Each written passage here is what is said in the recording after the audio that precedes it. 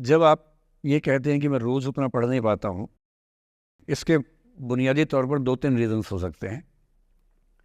पहली बात तो कोई भी नहीं पढ़ पाता है, मैं भी नहीं पढ़ पाता हूँ उतना। हम लोग प्रिटेंड करते हैं कि हम बहुत पढ़ते हैं। ईमानदारी की बात है कि मैं आज तक कभी भी 1 घंटे से ज़्यादा एक साथ नहीं पढ़ पाया हूँ, और मैंने ठीक-ठाक पढ़ाई की है वैसे, है ना? आप भरोसा कर सकती हैं इस बात पे। एक तो अपने आसपास ऐसे लोगों से बचिए जो बार-बार दबाव बनाए कि मैं तो बहुत पढ़ता हूँ, तू कितना पढ़ती है? आप कितने घंटे का टारगेट लेके चल रहे हैं, एक प्रॉब्लम ये भी हो सकती है। आपकी उम्र में कॉलेज के अलावा अगर आप 3-4 घंटे पढ़ लेते हैं तो पर्याप्त है।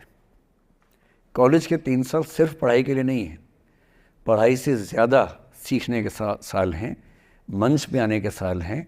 दोस्तों के साथ फिल्म देखिए, दोस्तों के साथ आउटिंग पे जाइए, रेस्टोरेंट में बैठ के खूब बकवास कीजिए उनके साथ। उसमें जो सीखेंगे वो केवल पढ़ाई से नहीं सीखेंगे। तो दिन में 3-4 घंटे बहुत होते हैं।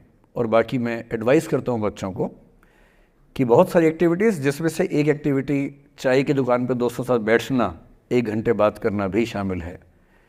पर्सनैलिटी ग्रूमिंग के लिए बहुत ज़रूरी है। फिर आप लोगों की उम्र में इमोशंस थोड़े उठापटक होती रहती है।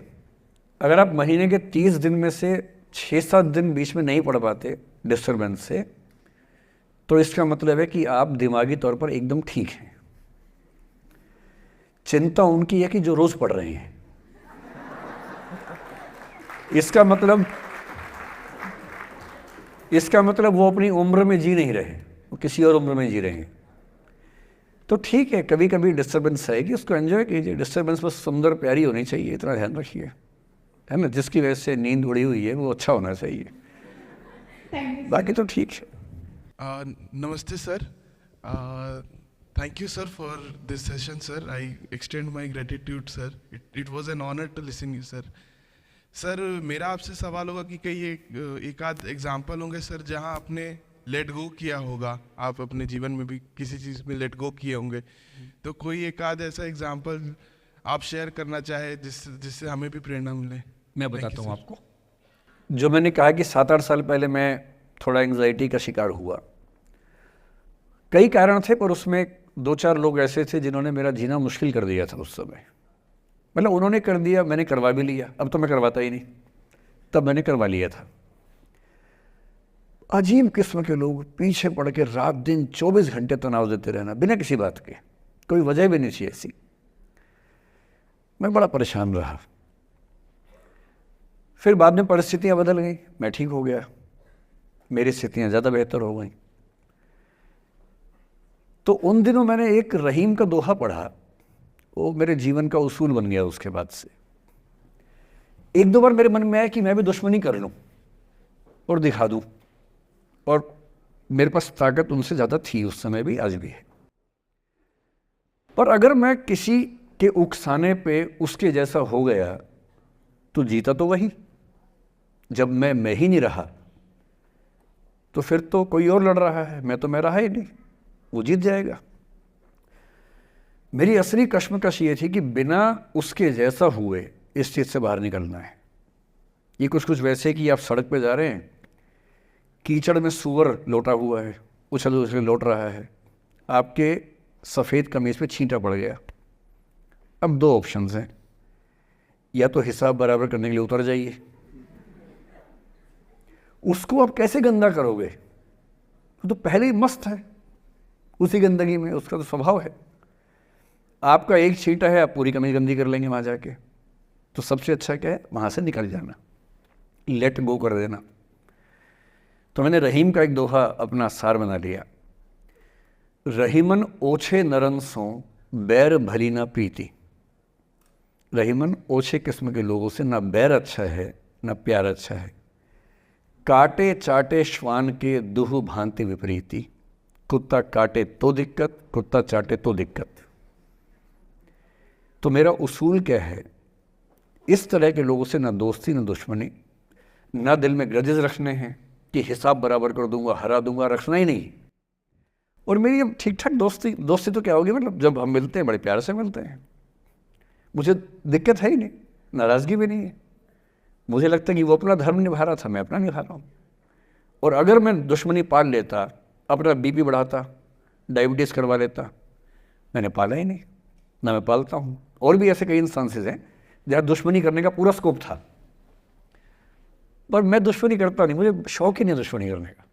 मेरा दुनिया में एक भी दुश्मन नहीं है, मतलब मैं कईयों का हूँ, मेरा एक भी नहीं है। जो मुझे अपना दुश्मन मानते हैं वो मेरे दुश्मन नहीं, मेरे लिए वो परिचित हैं जो मित्र हो सकते थे या हो सकते हैं। फिलहाल मित्र नहीं है, लेकिन दुश्मनी नहीं है। और अगर दुश्मनी कभी हो भी जाए ना, ये ध्यान रखना है कि बाद में दोस्ती हो सकती है। बशीर बद्र ने कहा है, दुश्मनी जमकर करो लेकिन ये गुंजाइश रहे, गर कभी हम दोस्त हो जाएं तो शर्मिंदा ना हो। ये मैं ध्यान रखता हूँ हमेशा। नमस्कार सर। नमस्कार सर, मेरा नाम रश्मि श्रीवास्तव है और मैं यहाँ हिंदी ऑनर्स द्वितीय वर्ष की छात्रा हूँ। सर, सबसे पहले तो मैं आपको बहुत बहुत धन्यवाद देना चाहूँगी सर। आपसे मिलकर बहुत अच्छा लग रहा है मुझे और ये मेरे लिए बहुत बड़ी सौभाग्य की बात है। सर, मेरा प्रश्न है आपसे कि सर, मेरे साथ ऐसा हुआ कि मैं बचपन से बहुत अच्छी स्टूडेंट रही और सर मेरी ज़िंदगी में ऐसा एक वक्त आया जब मुझे 2 बार असफलता का सामना करना पड़ा और सर तीसरी बार मैं सफल हुई, परंतु सर आज भी वो डर मेरे मन से नहीं जा रहा है। अभी भी मैं उसको फेस नहीं कर पा रही हूँ कि मैं कैसे फेल हो गई। और सर कभी ऐसा होता है कि मैं सो रही हूँ और रात में मुझे वो डर लगता है कि आगे मैं नहीं कर पाऊँगी। मुझे ऐसा लगता है कि आगे अगर मैं कुछ अच्छा करना चाह रही हूँ तो मुझे उस असफलता का डर रहता है कि जो मैंने फेस किया है, और सर मैं उससे उभर नहीं पा रही हूँ।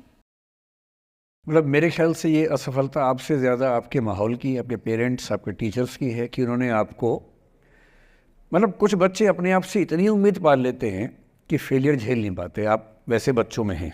जो आपने कहा ना कि मैं शुरू से बहुत अच्छी स्टूडेंट रही हूँ, ये दुर्भाग्य की बात है, ये अच्छी बात नहीं है।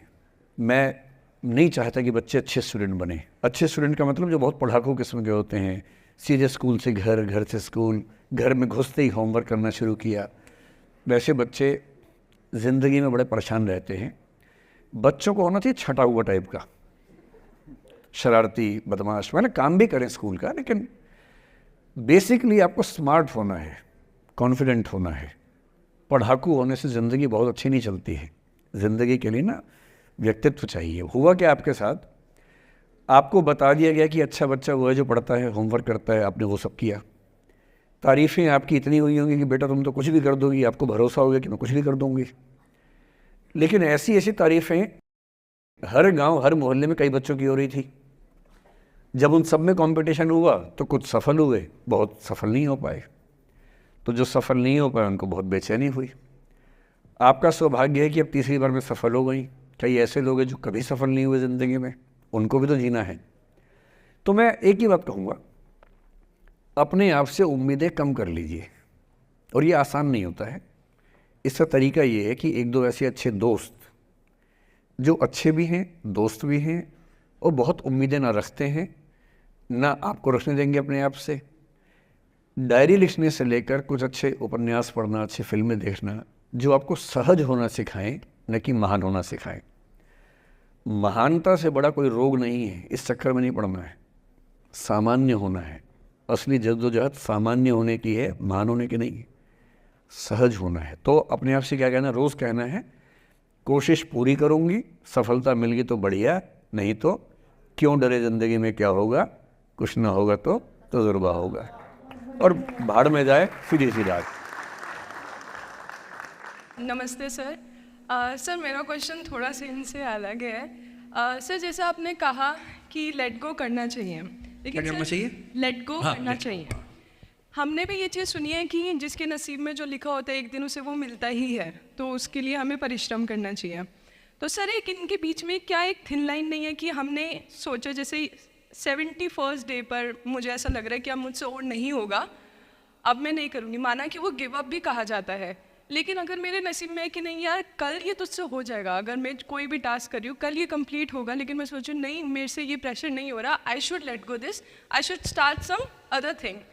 तो क्या ये मुझे लेट गो करना कभी रिग्रेट नहीं कर सकते क्या लाइफ में, यार एक दिन और ट्राई कर लेते तो शायद मिल ही जाता? देखिए, जो नसीब का मामला है, मेरे ख्याल से आपकी उम्र में नसीब को नहीं मानना चाहिए। दुनिया में किसी को नहीं पता कि नसीब है या नहीं, और है तो कितना है। सब तुक्का लगा रहे हैं, मैं भी तुक्का लगा रहा हूँ, ठीक। जो हार जाता है ना, उसको तसल्ली देना बहुत ज़रूरी है, वरना वो जी नहीं पाएगा। और पराजित व्यक्ति को तसल्ली देने के लिए सबसे अच्छा शब्द है नसीब, भाग्य, नियति। बहुत ज़रूरी है। और इसलिए एक उम्र के बाद गीता का सार पढ़ना बहुत ज़रूरी है। समझना पड़ता है कि सब कुछ हमारे हाथ में नहीं होता है, सच में नहीं होता है। पर इसका मतलब ये भी नहीं है कि सब कुछ किसी और के हाथ में होता है। अगर ऐसा होता तो बिना मेहनत करने वाले आईएएस बन जाते या कुछ भी बन जाते। ये हो सकता है कि आईएएस बनने के एग्ज़ाम में 10 ने मेहनत की, उनमें से 8 का हुआ, 2 का नहीं हुआ। पर ये नहीं हो सकता कि एक आदमी ने मेहनत नहीं की तो उसका आईएएस हो गया। बिना मेहनत के तो नसीब भी नहीं मिलने वाला है। इसलिए ये मान लीजिए कि कुछ ना कुछ चीज़ें हमारे कंट्रोल में नहीं हैं, लेकिन जितना कंट्रोल में है उस पर पूरी ताकत लगाएंगे, पूरा डिसिप्लिन रखेंगे, तो हम अपनी किस्मत सबसे अच्छी लिख पाएंगे। सबसे अच्छी मतलब बाकियों से नहीं, मेरी जितनी अच्छी हो सकती है उतनी अच्छी लिख पाएंगे। और इसलिए अगर आपको लगे कि मैं नहीं कर पाऊंगी कोई काम, तो उसको गिव अप ही कहते हैं। लेट गो का मतलब तब होता है जब आप मन भर चुका है, अब उसकी ज़रूरत महसूस नहीं हो रही। जैसे आईएएस बनने की कोशिश कर रहे हैं, नहीं बन पाए, तैयारी छोड़ दी, गिव अप है। बन गए, नौकरी की, मज़ा नहीं आया, छोड़ दिया, ये लेट गो है। लेट गो करने के लिए पहले हासिल करना पड़ता है, या हासिल होने से पहले उस मनोभूमि पर पहुंचना पड़ता है जहां हासिल होने का सुख आपने महसूस कर लिया और उसमें मज़ा नहीं आया, ठीक ही है, औसत है, तब छोड़ दिया। इसलिए आपकी उम्र को शोभा नहीं देता कि हम नसीब की बात करें, ये शोभा देता है मेरी उम्र को। तो 30-40 के बाद नसीब, भाग्य, नियति चलेगा। फिलहाल कर्म पे भरोसा कीजिए, मेहनत, डिसिप्लिन, और मोटिवेशन से ज़्यादा महत्वपूर्ण है डिसिप्लिन, ध्यान रखिएगा। मोटिवेशन का ग्राफ ऐसा होता है, फिर ऐसे नीचे आता है धीरे धीरे। डिसिप्लिन ऐसे रहता है, और डिसिप्लिन वाला व्यक्ति हमेशा मोटिवेशन वाले व्यक्ति से ज़्यादा सफल होगा, ये मान के चलिए। सबसे अच्छा क्या है? Motivation with discipline.